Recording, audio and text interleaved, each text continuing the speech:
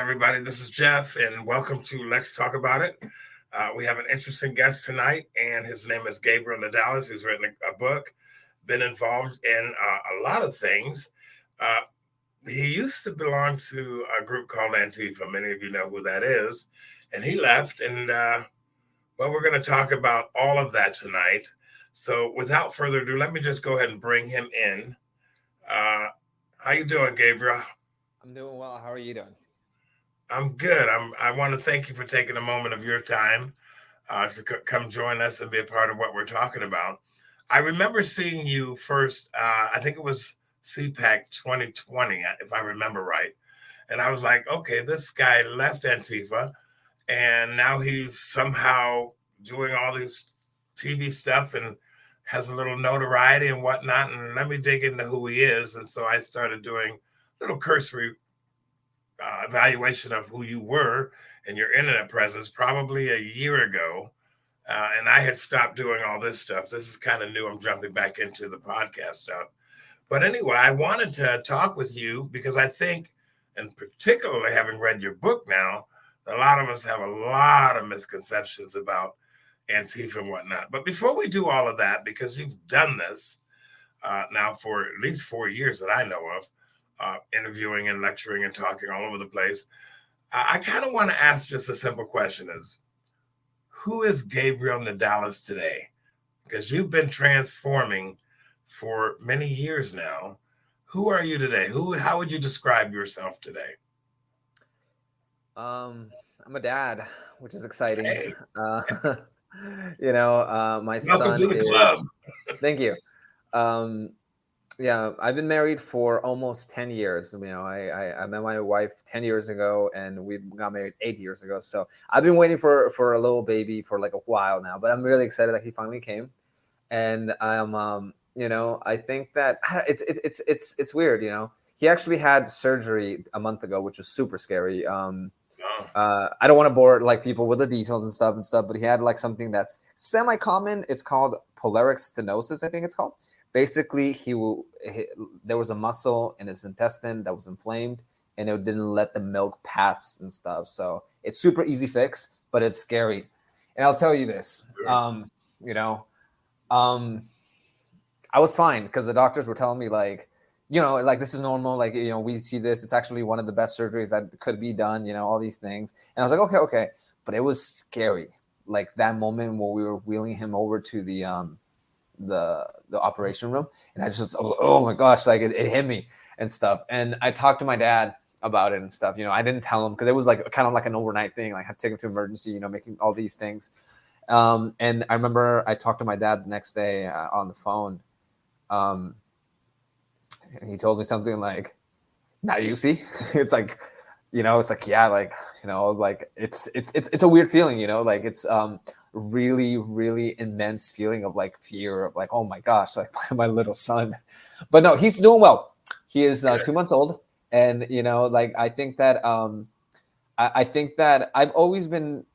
I've never thought about doing things for myself. I've always wanted to do things for other people, but it's definitely a realignment of like now I'm working and trying to do things for one specific person. And I think I don't know. Yeah, that's kind of who I am now. Like everything that I do, I think back and I'm like, is this but am I being the person that my son is going to be proud of one day? Am I being the person who he looks up to?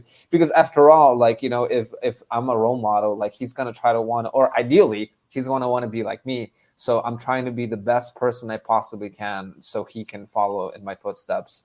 And I know there's going to be a lot of like faults. I'm going to do bad things here and there, all these things, but that's who I am now. I'm trying to be a good You role know, model you, for my son. you sound like so many of us when we had our first child. So trust me, I understand. And yeah, I'm having an operation, a month after I mean, that would terrify me as well Yeah. because you go through the emotion of the 9 months and then you realize it's child, and then you're faced with this daunting thing about it. I can imagine, and I can imagine what that's like. Yeah. So now, as I read your book, what is it? Behind the mask, behind the Behind the black mask. yes. When I read your book, I'm going. It was almost like you were growing through a lot of things, and you had a lot of influences, and you're on the other side of all of that now. You're a father, which is definitely going to make a difference. It's going to change everything. You and your wife are, you have something much bigger than just about everything. So, and this is the point where really everything does kind of change, kind of settles down. Like you said, I want to be a role model. I want to make the right decision. I'm happy to know that you have a job because I know how that's going to affect you. I raised four and I've got grandkids. So you started out as a young man, a young kid in Mexico, and I read all the different stories about your family, different places and whatnot. You all ended up in America. You kind of made your way. Your dad's always been there. You just spoke of him. And then you ended up in Antifa. I mean, can you?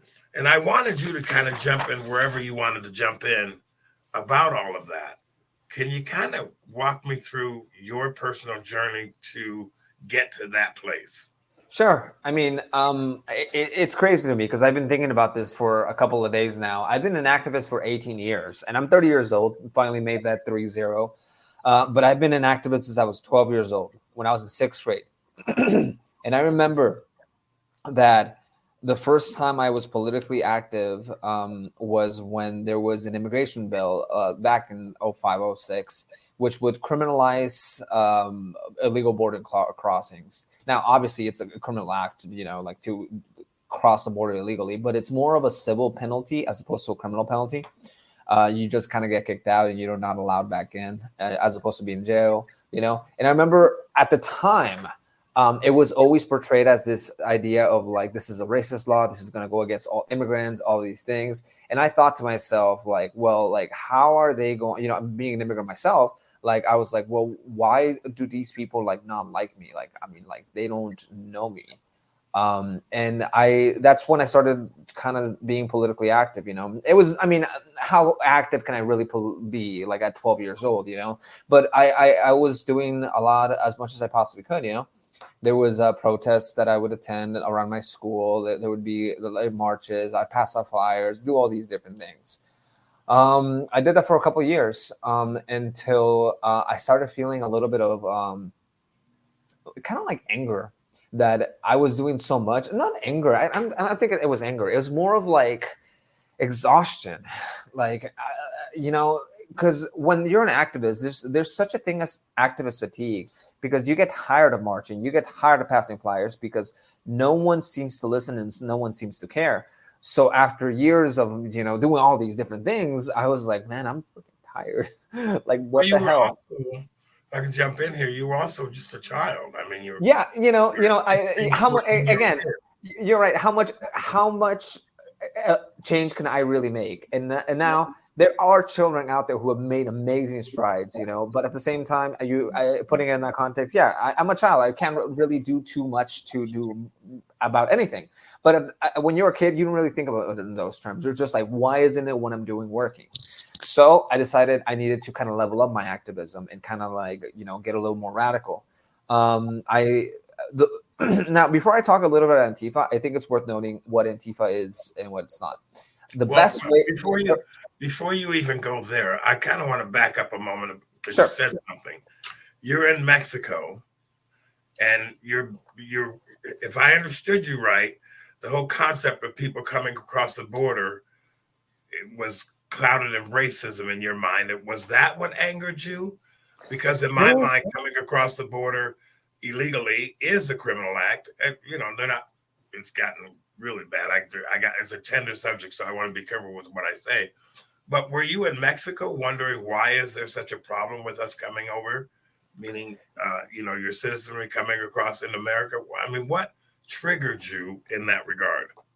Oh, sure. I mean, I remember specifically a lot of the reporting of like Jorge Ramos, which is this guy from Univision. He would always be talking about this. And like, I remember there was a big thing that they were encouraging, like a boycott. So which is something that we participated on. You know, like all Hispanics, like all immigrants were supposed to not buy groceries like on a specific day to show the effect of that immigrants have like on the American economy and stuff. Like those were like kind of the little tidbits of like me being politically active, and a lot of the reporting was always credited on like, you know, these racist like Republicans, these racist people who don't hate immigrants. You know, the reason they have these laws isn't because they were concerned about like immigration or illegal immigration per se. It's just because they hate immigrants. That's kind of like the way it was portrayed to me by some of these outlets and stuff. Like it was not something that I personally witnessed and stuff, but it is something that was in my mind through other people. Because of what you were being told. Yes. Okay. So now let's get back up to where you were. You said before I get into Antifa, what were you going to say here? So the best way to understand Antifa is not as an organization, because a lot of people call it an organization or a group, and it's not. The best way to understand Antifa is to see it as a movement. And within that movement, you have several different groups and individuals who are all trying to affect what is like an anti-fascist campaign. Now, a lot of these people could be independent, as I mentioned. They could just be one person, one anything, not affiliated with anybody, the lone wolf, if you want to call them that. Or they could be independent organizations that sometimes use the Antifa moniker, sometimes they do not. You know, there are many, many names that they use. Now, so when I went over to the first thing that I did with Antifa, I had read a little bit of history of Antifa at the time. You know, you're supposed to wear all black, you know, all these things. And I remember that there was an anti-Nazi protest in Claremont, California in 2011. And these were actual neo-Nazis, the National Socialist Movement. You know, they were swastikas and all these things. And I remember seeing this and I was like, what the hell? Like, I need to do something about this. You know, I call myself an activist. I'm doing all these things and I'm not going to go oppose Nazis. Like, oh, I'm going to go. So I go there dressed in black, you know, trying to figure out what to do about this. And at what age, if I can just, what age were you? This is 2011, so must have been 17. So yeah. Okay. 5 years into my activism. So I go there and I'm dressed in black. I go to this park because there was this like event on Facebook, I believe, that I attended, and I felt like I was the only person dressed in black. There was a lot of people like, you know, racism is bad, all these different things, but I was like, okay, well, I'm dressed in black, my face is covered, all these things. And then there was this anarchist who came up to me and he asked me, you know, who I was, what it was about, and he. He asked me if I wanted to join him and his friends to oppose the Nazis head on. And, you know, he said something along the lines of, you know, just like wait for the call and like, we're going to go and like, we're going to go where the Nazis are. So, yeah, I waited for a few minutes and then he made like on a megaphone, he made a call and then we all just started walking. There must have been about 20 of us at this point of like Antifa, like people and stuff. Some people were carrying flags. Some people were carrying, what's it called? Some woman was wearing like a black and a red flag, which I recognized as being an anarcho-collectivist flag, which I thought was like it was interesting because I had read about all these anarchist theories about Antifa, all these things, but that was like the first time that I was plugged into the movement. And you know, that's kind of how it all started. I made friends there, and that specific chapter I should mention, they didn't use the Antifa moniker. They used the Antifa. They used the name DAC, which is, if I remember correctly, it was Direct Action Claremont, and it was a local Antifa like collective and stuff. You know, Where were you living at this time? Were you in California? Yeah, this is all in Southern California, in Los Angeles County. Claremont, California was the city. I used to live in Azusa, California. And then I used to be linked up with, what's it called? People who, you know, just like local anarchists who were in the area. That's kind of how I got plugged in. They invited me to do a lot of different things. I went to a lot of those different things. You know, that's kind of how it worked. And yeah, I'm kind of curious about something because I'm sitting here thinking, okay, and I'm a straight shooter. Here's a kid who comes to our country, joins a movement, and begins to do what for what reason? I mean, Had you known much about America other than what you were taught and what you were influenced by? Because now you're out protesting and doing all these things, and you're 17 years old. You're basically 7 years down the road from when you got here, and you're still a teenager. You're growing up. How is it that you were that excited about being involved in a movement in a new country that you really hadn't grown up in? I'm just kind of curious. I'm trying to put this Sure. together. I mean, I've always wanted to do things. I've always wanted to like make a difference. Like this is, I feel like this is something that really goes into like who I am as a person. Um, as I mentioned, I've never wanted to live my life for myself. I've always wanted to help people. Now, it's funny to think about it in the terms of like, oh, joining Antifa helps people. But to understand that, you really have to learn, see it from the mind of like a really young activist, like the heart of a young activist who is like not really sure about things, what they're doing, which can be dangerous, it definitely can be dangerous, because I didn't really know what the hell I was doing and what the hell I was talking about. I feel like I have a better sense of it now, but at the same time, like at the time, I just wanted to make a difference, and I was being reckless about it.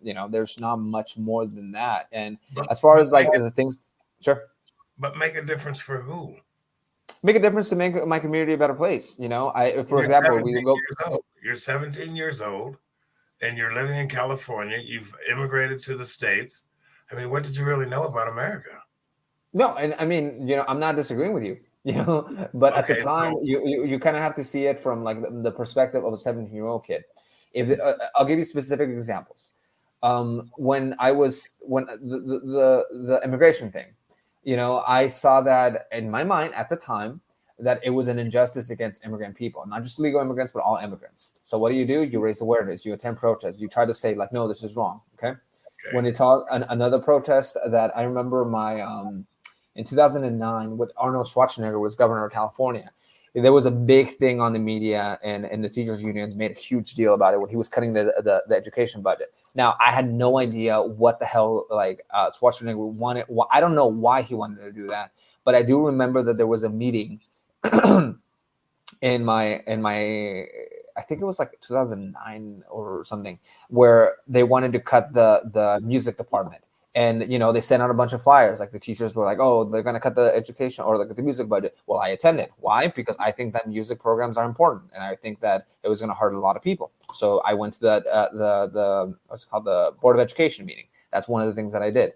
Another example was in 2009, specifically, my favorite English teacher, she was about to get fired, So what did I do? Well, I went to the protest that the teacher union organized. All of these different things. I mean, when we're talking about, I try to give a general sense of like, giving a difference, making a difference, making community a better place, but you have to really be specific about how I'm going to making a difference in those specific places. Another thing I can tell you that I was very displeased with, the fact that America was involved in foreign wars, the Iraq war, the Afghanistan war, which fortunately we're not involved in anymore, which it's a whole different conversation.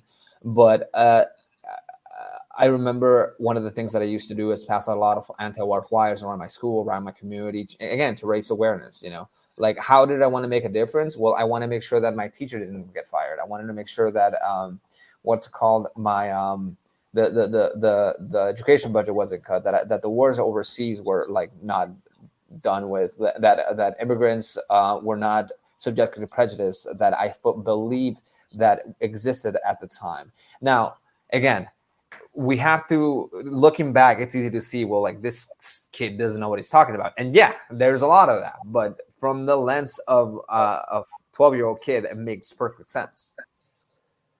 Well, I let me just say it this way. I didn't know any 12-year-old kids who had that much passion about stuff. We were just more interested in playing basketball.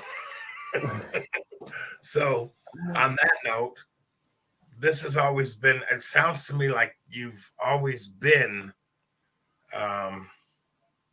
interested in a lot of things, but particularly injustice.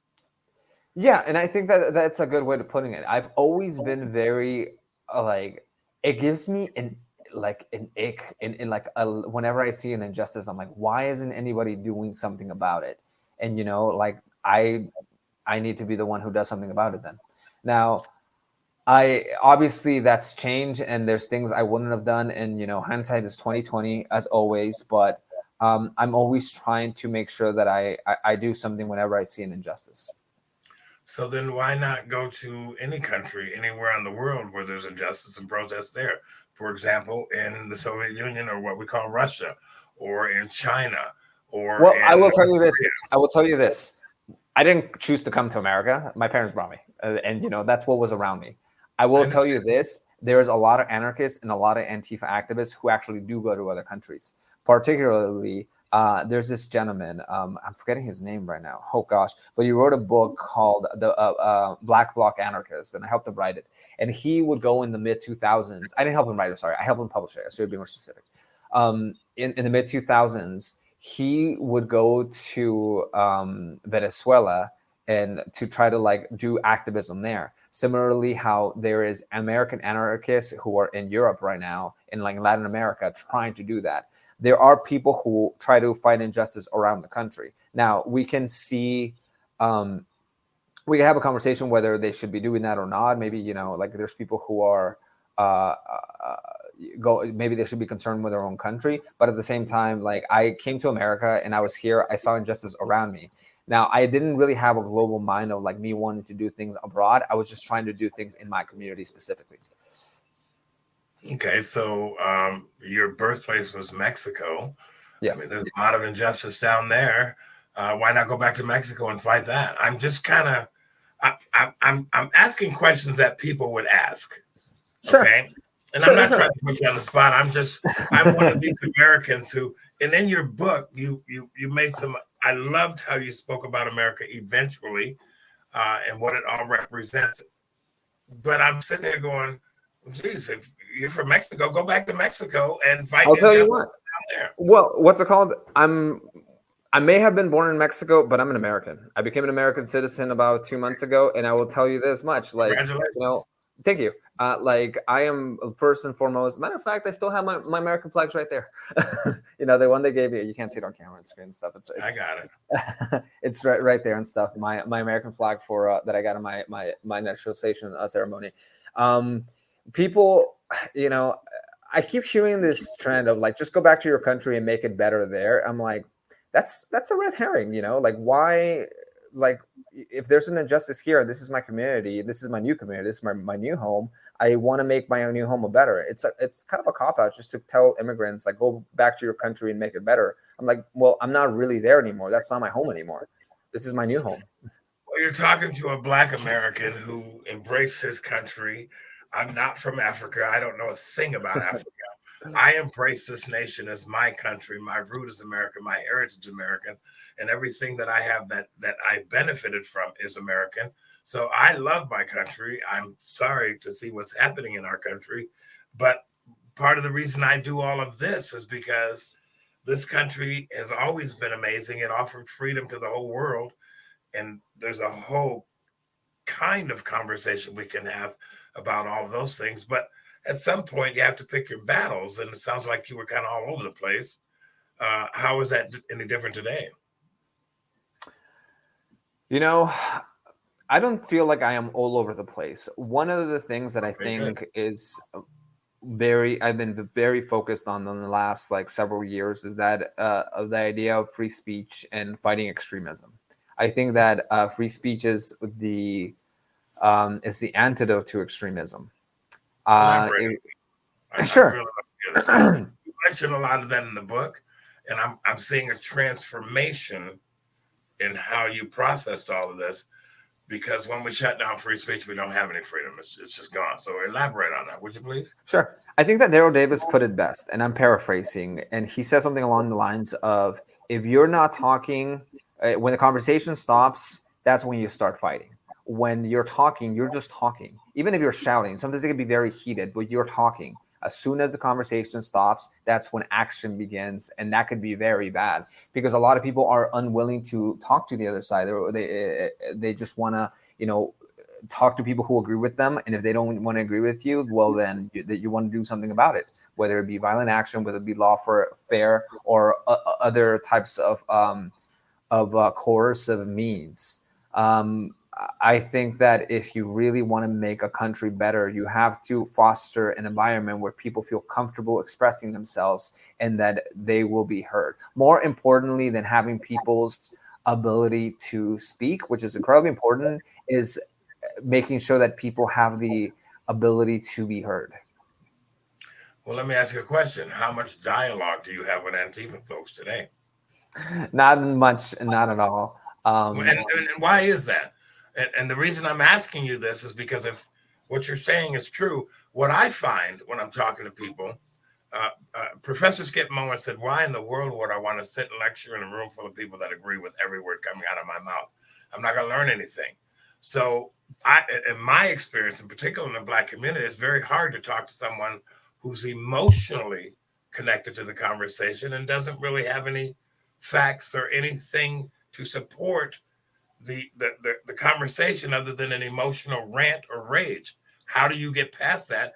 And the reason why I ask you that is because the door isn't open for you to do that with Antifa, is it? Am I correct in saying that? To an extent, it used to be. I just haven't been doing this as long as I haven't been doing this in a while, I should say. I used to do a lot of events on college campuses. I used to speak at, I've spoken at well over 100 colleges, and Right. Antifa would show up to several different, several of them. The last, it's not the last one. One of the last ones I did was in 2022 in Dartmouth University when Antifa showed up and they canceled the event. Basically, I did it alongside Andy Now, and it was going to be a great event. We expected hundreds of people to attend. We had security. Somebody actually made the point that place was probably the most protected place outside in New Hampshire, besides the governor's mansion. It was going to be awesome. Antifa showed up. They threatened violence, and all of a sudden they were just like, we had to do it online. It sucked. So, But how do you have a conversation with those people when it, they've it, stopped it, it can be very difficult. And again, I go to somebody who I very much look up to. His name is Daryl Davis. Daryl Davis, I mean, Daryl Davis is a Black man. And he would go in the 90s to speak with members of the KKK. Now, these people, I don't want to, that's his story to say, but like the gist of it, he made friends with one of them because of jazz. He liked jazz, this KKK member, and Joe Davis was a jazz player, so he played, and they started talking, and all of a sudden he started just asking questions and making sure that he talked to these people. He talked to I forget, like the Grand Wizard of the KKK, the local or whomever. They became friends, and he was still racist, but they became friends, and all of a sudden they started he started attending these KKK rallies as a Black man. And he got over 100 people to renounce the robes. Now, not everybody can do this, I will say, and it will be very, very difficult for people to go into the KKK, or for me, somebody who is like, former Antifa. Like, if I go into like an Antifa rally, it's not going to go well for me. It definitely isn't.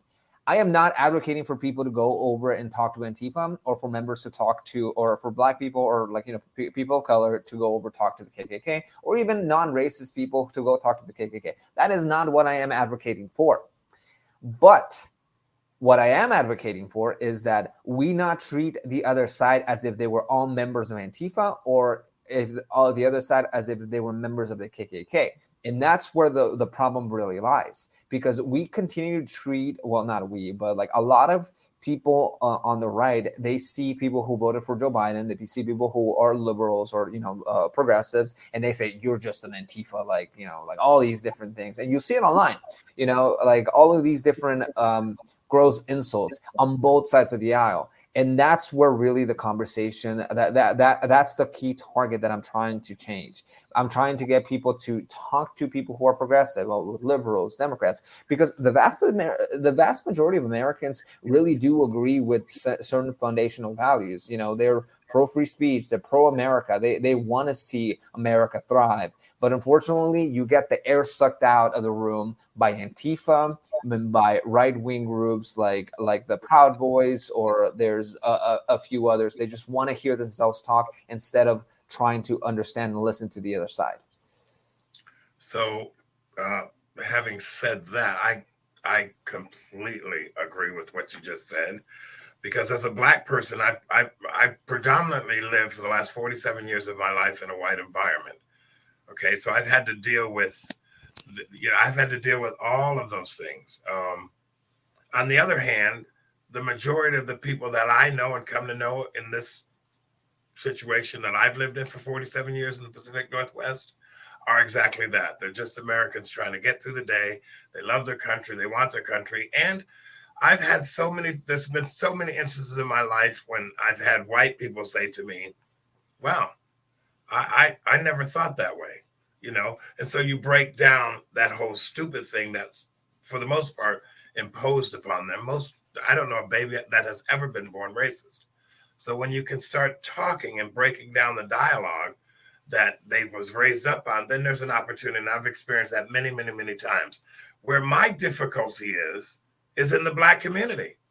I have a difficulty in the Black community because I'm supposed to act a certain way, be a certain way in order to be Black. And I wrote a book called Uncoloring Race, and I could have easily called it Uncoloring Stupid because I just don't fit that mold. I believe that we are people, and the most spectacular thing on this planet, in my opinion, are people. And so I'm not afraid to reach in, reach out, touch back, do whatever I have to do to just be a person next to another person. So I get it.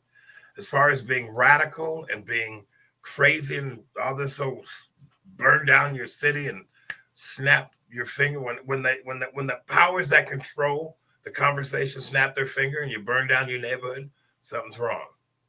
There's something wrong there. So one of the reasons that I was attracted to you is because you kind of grew up in certain respect, because you did. You grew up. You weren't 17, you weren't 9, you're now 30, you got a kid.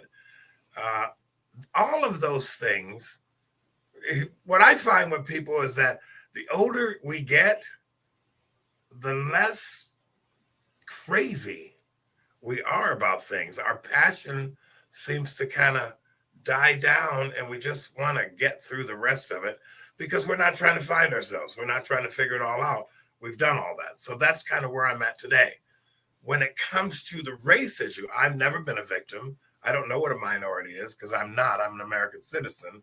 So for me, I live with that mindset every day, which helps me to just be a good neighbor. Yeah, it's interesting. One of the big talking points that I hear from a lot of conservatives, and I think to an extent it's accurate, is when they will ask someone who's Black, someone who's brown like myself, they will say, well, what actual like racism have you actually experienced in your life? And a lot of people will actually tell you, no, they keep saying like, I actually don't have any racist experiences. Like they start thinking like, like I really don't. If you continually think about race, you'll start seeing it everywhere. But if you just kind of think about it like, well, really, who has been prejudiced against me? And that really doesn't occur as often as as a lot of these race obsessed activists will claim that it is. I will tell you though, I'll give you an example of somebody who was prejudiced against me, and I think it's actually kind of funny. My parents' home, right next to it, there was an open house, and they were just curious. They have their home, so they were just curious. So we went in there. It was an open house, so we opened the door, we come in, and then there's this lady, presumably the realtor. And she sees us and she's like, oh, hey, how are you? Are you here to like help us mow the lawn? And I was like, what the hell? I thought about it and I was like, wow, like that's kind of racist, but it's what they would call a quote unquote microaggression. And now if I was a college activist, I'd be like, oh my gosh, I can't believe she said that to me. Like this is a white oppression, all these things. And I'd just be like, oh, what an ignorant comment. And then it made me laugh. And it's just like, okay, whatever. Just move on with it. I'll share a story with you. I'm in the plumbing trade and I was doing a job at a customer's house. And somehow the conversation went to back when we were kids. And I said, well, I was not a very good kid. I used to steal people's cars and do all kinds of bad things. And then he says, well, yeah, I mean, I'm sure you had to do that. That's the only way you could put food on the table, right? And the whole conversation went to him seeing that I had to do these things because I was disadvantaged and I didn't have the same opportunities. At the end of the conversation, I said, sir, can I explain something to you? And he said, sure. Because now, I'm this guy who has an audience with him because I'm impoverished and I'm poor. And I said, I stole those people's cars because I didn't give a damn about them. I didn't think about anything or any damage that I was doing. I didn't realize what I was doing. I didn't care. I was a badass kid. That's what I told him. And he goes, oh, and didn't know where to go with that. So I understand what you just said. Okay. No, and there's a lot of different theories of crime. And there one of them is the needs theory. Basically, you commit crime because you need to put food on the table, and that is accurate. There's people out there who feel like they need to put food on the table, so they go rob groceries and they go do all these things. AOC always talks about like some like woman who goes into a grocery store to try to steal bread, to try to steal milk, to feed her children eggs or whatever. But when you actually look down a bit, and while that exists, a lot of times it's because, as you mentioned, people don't care. Like some people really don't care. They see a profit, they see something, a system they could exploit. They see that they can get away with it, so they commit crimes. There's many different theories for the reason people commit crimes. I think that the need-based reason is actually not as prevalent in America at this point as it might be. And I don't know, I'm just kind of like thinking, I would venture that during the Great Depression, you probably had a lot more crime that was need-based, but it's that type of sociological theory is not always like the prominent one. There's always different reasons why people will commit crimes. One of them is the lack of respect for institutions. That's another theory. When you have no respect for for your neighbors, for your friends, or for authority figures, you don't care. What the hell? I'm going to steal that car, as you mentioned. I'm going to do these things. I do not care. And I think that conversation has to be had, because you can't just continue to put the blame on society, and you have to start looking at why do people do it. And some people just don't care, so they will commit a crime. They will steal those cars. I would even be more, really more simple. I'll simplify it even more than you have. There are bad people in the world. Period. There are bad people in the world who could give less than a damn about anything or anyone, and we need to acknowledge that, because I don't want to make excuses for somebody who's going to stick a gun in a woman's face and steal her purse. I don't want to make an excuse for that person. So there are bad people in the world, and period. There are good people in the world. Unfortunately, they outnumber the bad people. Otherwise, we would have carnage and chaos on a daily basis. So realistically, we have to kind of realize that there are people in the world that will knock a little old lady down and take her purse, or break in your house and steal your stuff because they don't give a damn. And the problem I have with that is the accountability and personal responsibility means nothing to them. Therefore, they have to pay a price for that, in my opinion. One of the crazy things, that's just fact to me. No. When I was younger and I was growing up, I used to think that nobody was a bad person. In fact, there was a book, How to Make Friends and Influence People, which I absolutely love. It's a great book, 100 years old, and it's actually so old that when it's talking, there's a page that talks about the German army, how admirable it is, and I'm like, wow, this is pre-World War II. I've read the book. So what you're talking about. Yeah. So anyways, I remember specifically one of the things it talked about, like, I can't remember if it was Al Capone or if it was Billy the Kid, one of those like gunmen from or whatever. And it made the argument that those people don't see themselves as bad people. They just see themselves as justified, and they will see themselves as being justified in their actions. Everybody sees themselves as justified. There's a truth to that. There's some truth to that. But as I've gotten older, I actually do not agree with the idea that that there are no bad people. I do think that there are bad people, and they're called narcissists. I think that there is far too many narcissists out there, and we don't even notice. And I think the proof is in the pudding, because if you look at this, there's only about 1% of the whole population, 1 in 100, I believe it is, that are people who are narcissists. And well, the people in prison, I had to look it up real quick. Well, typically there's about 20% of like all people who are in prison right now and inmates, like they're narcissists and they're in prison, like they're well overrepresented in the prison population. And there's a lot of narcissists who get a lot of, they get away with it because they know how to game the system, and they do not have empathy for another person. And that is a big thing for me, somebody who has no empathy for another one, especially when we're talking about crime. Right now, one of the things that we've been seeing in New York, there is a game where there's people who are literally punching women, like just in the face and running away. That is just somebody who, like, I bet you anything that they're narcissists. They don't care. They have no respect for another human being. Well, I mean, that's true. I mean, your wife is walking down the street and in Virginia, and some guy walks up while she's pushing your kid, and he knocks your. We had a lady who was a tourist, as an example, was a child. She came out of her hotel, and some guy walked up to her and hit her in the face with a brick for no reason at all.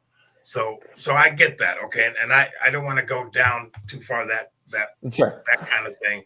We have a lot of lack of civility seems to be growing in our nation, and I think it's just like anything else. There are people who think, and I'm talking about Mexico or any southern in the southern hemisphere, who think, hey, I have a right to cross that border in America, and I'm justified. Would you call those narcissists? No, I don't think that I'd call him a narcissist. I will say, though, I think that there's two types of crimes. And this is like from law school. This is like a basic of foundation. There's two types of crimes. There's those that are called malum in se, which is Latin for evil or bad in itself, evil in itself. And there's malum prohibitum, which is made evil by legislation or made bad by legislation. They're Latin terms. When you look at the terms of that, if you look at the border crossings, for example, and somebody who is crossing the border, are they committing a crime? Yes, they are. But those aren't as, and there's reasons for having these types of laws on the books. But when somebody comes into that, I don't see them as like evil or like as narcissists. They typically come in because they're trying to, become, not all of them, but they come in because they're trying to feed their families. They're trying to get a job, make their lives better. That's the majority of them. Now, that doesn't mean that we should just have no laws and we shouldn't have a system in place, but it does put things into context. The people largely who are coming into the border, through the border illegally, are not bad people. We do need a system to screen them, though, because people who come in, we can filter those people, those narcissists, those people who have a criminal record, those people who don't deserve, who threaten the safety of every other American. We need to have a system in order to screen them out. But I don't think the majority of the immigrants who are coming here are bad in themselves, or they're not maladministrated. I'm going to play devil's advocate with you, okay? You got a home, right? Yeah, I do. You got a baby, right? I do. You got a wife, right? Mm-hmm. Somebody walks to the front door and sits down on your couch and says, I need to feed my kids, and I'm going to hang out in your house for a while, okay? Mm-hmm. That's kind of what a lot of us feel like when we don't have a border, that somebody's just walking through my front door, plopping themselves down in my living room, and now I got to take care of them until they are able to stand on their feet. Yeah, and of course, I think that's. It's like a country that doesn't have a border doesn't have a country. No, and I definitely hear that argument, and like I said, I am not arguing for like open borders. I'm definitely not. We need a system to screen people in. And you mentioned that. Yeah, and what I'm saying to you is, I've been an American citizen my whole life. And I sit here and I say, well, this is no different than somebody coming into my home, into my front door, regardless of my kids, regardless of my bills, regardless of everything that I have to deal with. And now I got to pay for them too. And, that's kind of how a lot of us feel, a lot of Americans. We can't do the same thing in Mexico. We can't do the same thing in China. We can't do the same thing anywhere on the planet, to the best of my knowledge. So I know that's not what you're saying. I understand that, okay? Mm-hmm. But that's what's happening. And when you open up your prisons and say, here, we're going to put you all over in New York City, we're going to fly you in.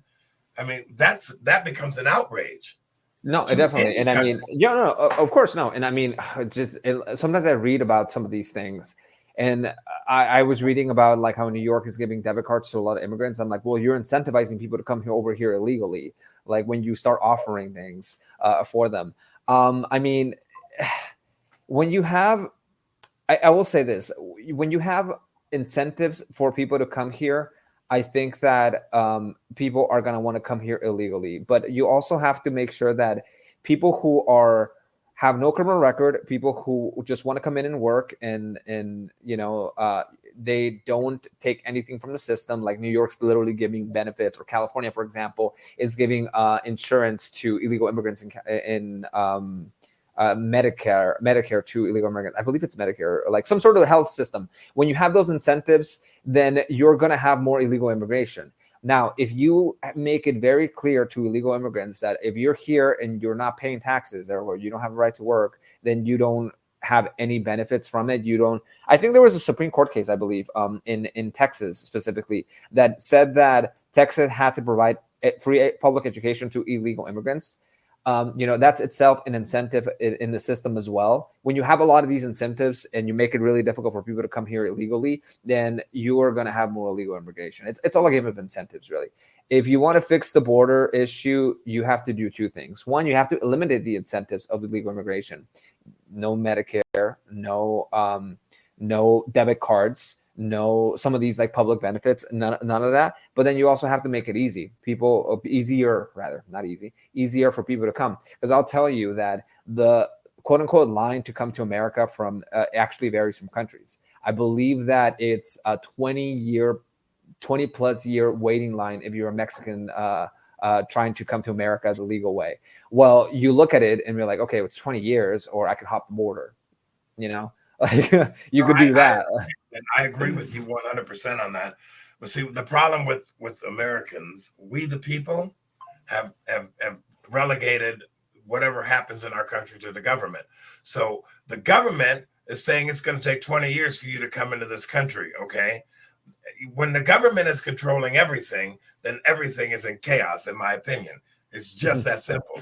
The people were the loudest voice in this country. It's one of the reasons that everybody wants to come here, because of the freedom that the nation offered. But right now, I think we're losing all that. I don't really understand what kind of representation we have in our government. And that's another conversation and another show. But I understand, I agree with you. Eliminate the incentives, period. Enough said. Now, we got about 12, 13 minutes left. I want to know, well, two things. What's different about you now? Different how? Because I feel like there's different things all over. You're not you're not a 12-year-old kid. You're not a 9-year-old kid. You're not chasing after Antifa. You're alienated from Antifa. So how are you different in the way that you see the world that you live in? I've grown a lot more patient. I feel like I've always had patience for certain things. I feel like I've always been really patient with like children and stuff, which is honestly wonderful when it comes to raising my son. I can hear him cry for a long time, and like he's crying, like he's hungry or whatever, and I'm not really bothered by that. But on a general note, I think that I've grown a lot more patient of like in politics, and I understand that like just there's so many people who are trying to do good things, and many people who just are just mistaken, and I feel like that's really helped me to really slow down my passion for wanting to do something about it, like with my own hands, if I believe, because I do believe in the system, that there is a usable system that people can actually make a difference. It just takes a really long time to do anything. It sucks, and it really sucks because there's a lot of issues that need to be solved, and but they just don't get done. And that impatience made me join radical groups. The fact that like I was trying my best and it wasn't working, so like I wanted to level up my next thing. Now it doesn't mean that I'm not trying my best anymore, but at the very least, like I'm like, okay, that bill didn't get passed. What are you going to do? You try again next time. Well, I think that's all true. I think, in particular, when we start raising a family, a lot of things change, and as you will experience, through the life of your child and your marriage, sometimes you just can't grab the bull by the ring. and by the horns. You have to kind of take a little bit at a time because there are more important things now. And that's, I think that happens to a lot of us. When I see a 70-year-old man out here saying, protesting whatever, I sit here and go, wow, did you ever get it? Did you ever get anything worthwhile in your life? With kind of like the last few minutes that we have, our America. What's the motivation behind that? Tell us about that. Sure. So Our America is an organization that seeks to unite Americans under common values and advocate for these issues, not as Republicans, not as Democrats, but as Americans are fighting for our America. Some of the issues we're advocating for are fundamental to what it means to be an American. We're talking about freedom of speech, freedom of religion, the right, the idea that we need safer streets and brighter futures. We want to make sure that the police is well funded to make sure the streets are safe. We want to make sure that the government stays away from the economy as much as possible to stop inflation, as well as making sure that people who want to can have trust in their voting institutions. That means voter ID. Some of these issues that are really safeguarding the American dream. They're safeguarding the fair elections. They're safeguarding just the ability to be able to live in your community safely. And I mean, we've been active right now for a couple of years now. We're active in Arizona. We're active in Georgia, and we're about to launch a new program, which I can't really say about it, which is really going to be targeting specific areas that we feel that the conservative and the libertarian movement really have failed to reach because they just don't go into certain communities. And right now, I think the last thing we did was last year, a big thing rather. We went over to the city council armed with about 45-ish people and demanded action on police funding, or just to raise awareness rather about police funding and about the crime issue in Tucson. And actually, this is the kicker, which I thought was really cool, just to show you kind of what kind of a difference we're really making. We went after the city council event, my field representative and myself, we wrote an op-ed to the local paper, and the NAACP responded. Now, they were saying bad things about us. They were saying we're wrong, but it just should give you a little bit of the impact we're having, that you have some of these established organizations that they're very well funded and they're doing a lot of work, that they felt the need to say, no, you guys are doing the wrong thing. I feel like that's really powerful, because we're definitely we're barking at the right tree. Well, I don't think too much of the NAACP on any level, so I don't have any kind words to say about them.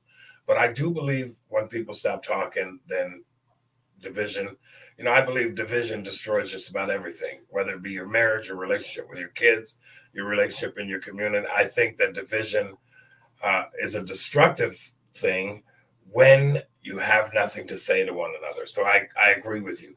When it comes to the NAACP, I know the history of it. I know how it was funded, how it started. It was a very good cause when it started. Everything seems to go sideways or it seems to go nuts. That's why you left Antifa.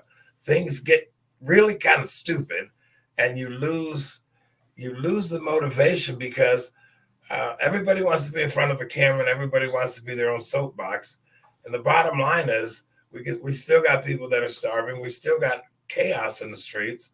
And I just think, if the NAACP was worth anything to me, it would have made a bigger difference a long time ago, as opposed to, being the harbingers of the I call it the plantation nation. So I'm not in that lane. I think when a person has to live their life as a victim, then they're robbed really the fundamental values of the American dream. And I'm not a victim. So I think those types of organizations thrive on victims, and I'm not one of those people. That's my 2 cents on that.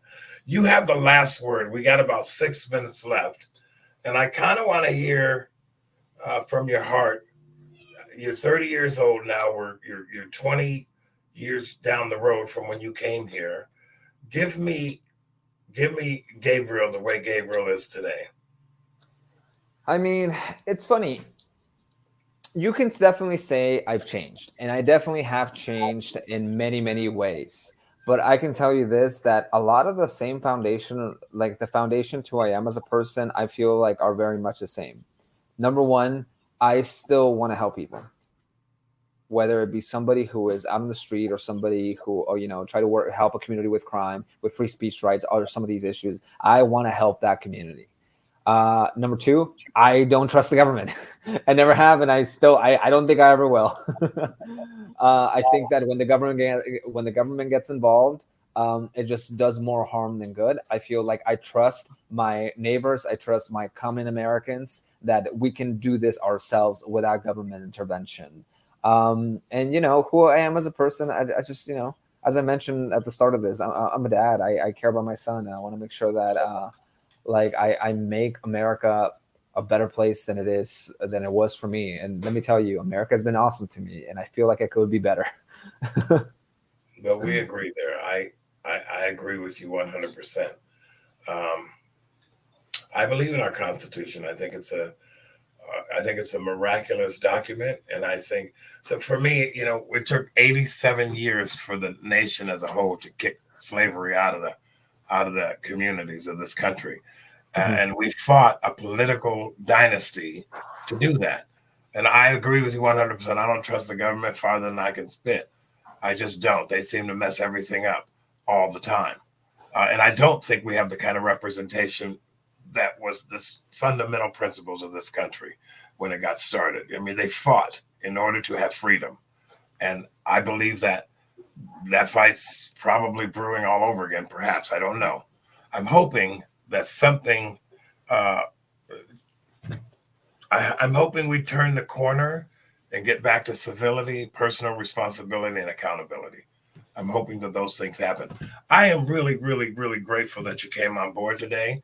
I read your book. There's a couple of things in there that I vehemently disagree with. However, I think that's okay. And I'm glad you're a citizen. I'm glad you're a father. I'm glad all of these things that are opening up for you in the newness of being a father, you get to experience that too, because life is just precious. And I'm 100% with you when it says, I want to help people. I think the key to having a good life is to serve others. So you and I are in the same lane there. Gabriel, Nadales, I really appreciate you coming on board. Take very good care of your kid, your wife, your marriage. And I'll be tracking with you to see what goes on, because I don't think you're done yet. I'm definitely not done. You're not done yet. Okay. Going to be an activist my whole life. Well, I appreciate you taking the time to come on and talk about all that with us. And you're welcome back anytime. I hope this has been as much fun for you as it has for me. Thank you, Jeff. I appreciate it very much. All right. Well, you can have a nice evening. I'll tell my engineer to go ahead and tune us out and play my wife's commercial, and we will be seeing you. Do you have any other books on the horizon or anything like that going on? I do. We're still live. So I don't want to give it out yet. I can tell you a little bit after, once we're doing a little bit more on that. Well, I'll be tracking you. I'll be tracking with you, okay? You have a friend over here. Let's talk about it. Sure. Thank you. I appreciate it very much. You too. Bye-bye. Thanks.